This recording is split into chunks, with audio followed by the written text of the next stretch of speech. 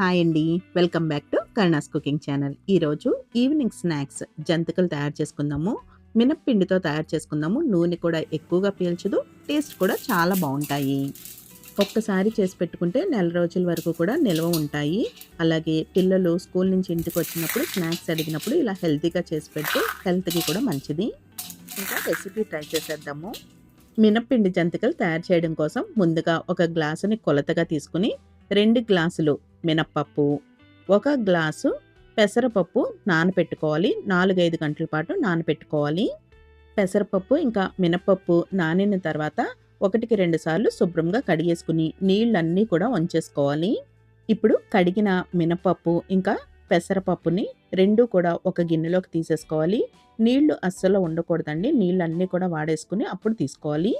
ఇప్పుడు ముందు కొలుచుకున్న గ్లాస్ ఏదైతే ఉందో దాంతో 7 గ్లాసులు నీళ్లు వేసుకోవాలి. ఇప్పుడు ఈ గిన్నెని కుక్కర్లో పెట్టుకుని ఉడికించుకోవాలి. స్టవ్ని మీడియం ఫ్లేమ్లో పెట్టుకుని 5 విజిల్స్ వచ్చేంత వరకు ఉడికించుకోవాలి. 5 విజిల్స్ వేసిన తర్వాత ప్రెషర్ పోయిన తర్వాత విజిల్ తీసేసుకుని మూత తీసుకుని పప్పు ఉడికిందో లేదో చెక్ చేసుకోవాలి. పప్పు ఇలా మెత్తగా ఉడికిపోవాలి. ఒకవేళ పలుకు ఉన్నట్టయితే మళ్ళీ కుక్కర్లో పెట్టుకుని ఉడికించుకోవాలి. ఇప్పుడు ఈ పప్పులో వాటర్ ఏమైనా ఉంటే తీసేసుకోవాలి. నాకైతే పప్పులో వాటర్ అనేది ఏమీ లేదు. అందుకని డైరెక్ట్‌గా మిక్సీ జార్‌లో వేసి రుబ్బేస్తున్నాను.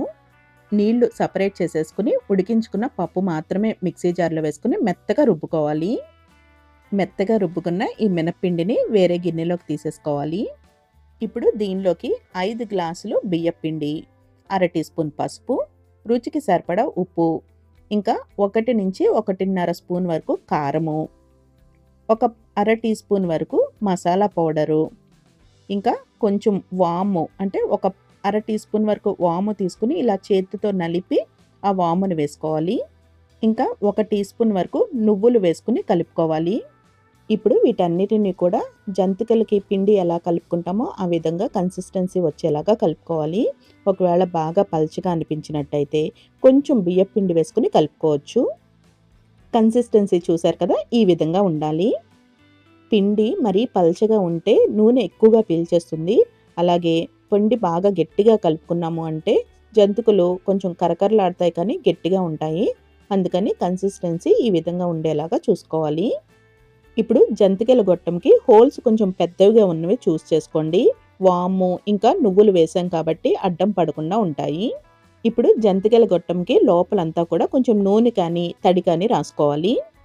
ఇప్పుడు చేతికి కొంచెం తడి రాసుకుని పిండి సరిపడంతగా ఈ విధంగా తీసుకుని గొట్టంలోకి వేసేసుకోవాలి.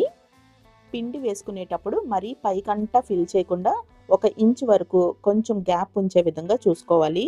పైకంటా పెట్టేశాము అంటే ప్రెస్ చేసినప్పుడు పిండి బయటకు వచ్చేస్తుంది. ఫస్ట్ టైం చేసేవాళ్ళు ముందు ఈ విధంగా బయటనే ఇలా ప్రెస్ చేసుకుని చూసుకోండి. పిండి మనకి కన్సిస్టెన్సీ కరెక్ట్గా ఉంది అంటే మనకి ఈ విధంగా చక్కగా ప్రెస్ చేసినప్పుడు చక్కగా వస్తాయి. ఒకవేళ మనకి గట్టిగా ఉండి రావట్లేదు అంటే కొంచెం చేతిని తడి చేసుకుని మళ్ళీ పిండిని బాగా ప్రెస్ చేసినట్టయితే మనకి కన్సిస్టెన్సీ సరిపోతుంది. అలాగే జంతికలు వేసేసిన తర్వాత గొట్టంలో ఎక్స్ట్రా పిండి ఉంటుంది కదా, అది ప్రతిసారి కూడా తీసేసుకుని మళ్ళీ కొంచెం తడి చేసుకోవాలి. ప్రతిసారి కూడా ఇలా ఎక్స్ట్రా పిండిని తీసేసుకుని తడి రాసుకున్నట్టయితే మనం పిండి అందులో వేసుకుని ప్రెస్ చేస్తున్నప్పుడు స్మూత్గా ప్రెస్ అవుతుంది. అలాగే జంతికలు చేస్తున్నప్పుడు పిండి మనం ఇలా ఉంచేయకుండా పైన మూత కానీ తడి క్లాత్ కానీ పెట్టినట్టయితే ఆరిపోకుండా ఉంటుంది. ఇంకా డీప్ ఫ్రై కోసం ప్యాన్లో నూనెని వేడి చేసుకుని కొంచెం పిండిని వేసి చెక్ చేసుకోవాలి. ఇలా పిండి వేసిన వెంటనే పైకి ఇలా వచ్చేసింది అంటే మనకి నూనె కాగిపోయినట్టు. ఇలా కాగిన నూనెలోకి జంతికల్ని ప్రెస్ చేసుకోవాలి. ఒకవేళ వేడి చేతికి తగులుతుంది అంటే ఒక్క అర నిమిషం పాటు పక్కకి ఇలా ఉంచి ఆ తర్వాత ప్రెస్ చేసుకోవచ్చు. ఇలా నూనె పైకి పొంగుతున్నట్టు అనిపించినట్టయితే ప్రెస్ చేయడం ఆపేయండి. జంతికలు కొంచెం వేగిన తర్వాత ఇలా చెక్ చేసుకోండి. ఇలా మెత్తగా అనిపించినట్టయితే కొంచెం సేపు ఆగి కొంచెం వేగిన తర్వాత అప్పుడు టర్న్ చేసుకోవాలి. 2 వైపులా కూడా చక్కగా గోల్డెన్ బ్రౌన్ కలర్లో వేగిన తర్వాత తీసేసుకోవాలి. ఇలా వేరే జాలీ ప్లేట్ తీసుకుని దాంట్లోకి వేసేసుకుని అడుగున ఉన్న ఎక్స్ట్రా జంతికలు కూడా తీసేసుకుని వేసుకోవాలి. చిన్నవే కదా అని అలా ఉంచేసాము అంటే నెక్స్ట్ మళ్ళీ జంతికలు వేస్తాం కదా, అప్పుడు ఇప్పుడు వేసినవి నల్లగా అయిపోతాయి. అందుకని ఏవి కూడా ఉండకుండా నూనెలో తీసేసుకోండి. మిగిలిన పిండితో కూడా ఇదే విధంగా వేసేసుకోవాలి. చూసారు కదా! క్రిస్పీగా జంతికలు కారం కారంగా, టేస్టీగా చాలా వచ్చాయి కదా! నూనె కూడా ఎక్కువగా పీల్చదండి. ఇంకా మినప్పిండితో తయారు చేశాం కాబట్టి పిల్లలు, పెద్దవాళ్ళు కూడా ఇష్టంగా తినొచ్చు. ఈరోజు మినప్పిండి జంతికలతో ఎంజాయ్ చేశారు కదా! మరొక ఇంట్రెస్టింగ్ అండ్ టేస్టీ రెసిపీతో మళ్ళీ కలుద్దాము. Thank you for watching Karuna's cooking channel.